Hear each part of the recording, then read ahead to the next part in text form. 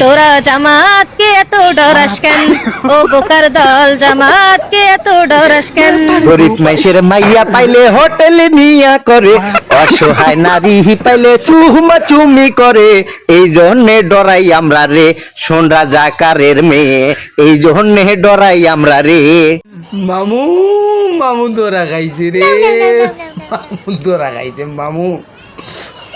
কিয়ামতের ময়দানে 5টি প্রশ্ন পর্যন্ত কোন আদম সন্তানকে এক পা উঠতে দেওয়া হবে না। প্রথম প্রশ্ন, তোমার জীবনটা কোন পথে কাটিয়েছো? দ্বিতীয় প্রশ্ন, তোমার যৌবনটা কোন পথে কাটিয়েছো? দ্বিতীয় প্রশ্ন, তোমার যৌবনটা কোন পথে কাটিয়েছো? দ্বিতীয় প্রশ্ন, তোমার যৌবনটা কোন পথে কাটিয়েছো? তৃতীয় প্রশ্ন, তুমি কোন পথে আয় করেছো? চতুর্থ প্রশ্ন, কোন পথে ব্যয় করেছো? আর পঞ্চম প্রশ্ন, তোমার যে মেধা যোগ্যতা দেওয়া হয়েছিল, আকল দেওয়া হয়েছিল, সেটা তুমি কোন পথে ব্যয় করেছো? জামাতকে বলবো, আপনারা এরকম বিচ্ছিন্ন বিচ্ছিন্ন বিয়ের আয়োজন না করে একটা গণ বিয়ের আয়োজন করেন, এবং আমরা সবাই মিলে মিষ্টি টিষ্টি খাবো নাকি। আপনার কে কোথায় কে কার বোরে নিয়ে ভাগবেন, তাড়াতাড়ি ভাগেন, কিন্তু বিয়েটা একবারে করেন। প্রতিদিন এই প্যারা নিতে ভালো লাগে না। আমি যদি এখনই ইচ্ছা করি যে কালকে সকাল হতে হতে 100টা বিয়ে করব, আমি পারবো। তারা রোগাগ্রস্ত হয়ে গেছে জামাতের কর্মীরা, মানে বলৎকার, ধর্ষণ এবং পরকীয়া, এগুলোতে তারা আসক্ত হয়ে গেছে। সবগুলো এগুলো করে।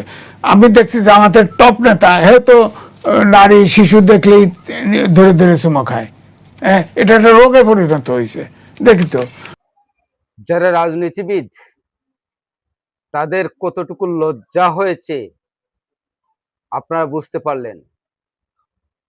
বেহায়ার মতো যারা টক শুতে এসে এই এমপির পক্ষ নিয়ে কথা বলেন, তোমাদের লজ্জা হয় না? তোমাদের লজ্জা কোনোদিন হবে না। বেশরম বেহায়ার মতো তোমরা যখন কথা বলো, তখন মনে হয় তোমাদেরকে কোনো না কিছু ঘিরে রেখেছে। ছি, লজ্জা হয় না তোমাদের?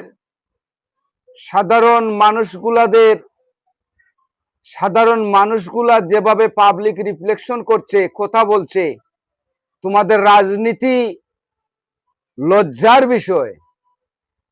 তোমাদের রাজনীতিটা আসলে বাংলাদেশে ঠিক নয়। ভুল হয়েছে বাংলাদেশে তোমাদের রাজনীতি করা। তোমাদের লজ্জা হওয়া উচিত। কি বলবো, আমি টক শুতে দেখলাম বেশ দুই একদিন যাবত জামাতের নেতাদের গলার সুর নামে নাই, আরো উচ্চ হয়ে গেছে। মনে হচ্ছে যে তারা এমন কিছু করে নাই। ছি, লজ্জা হয় না তোমাদের? টক শুতে এসে এরকম কথা বলো।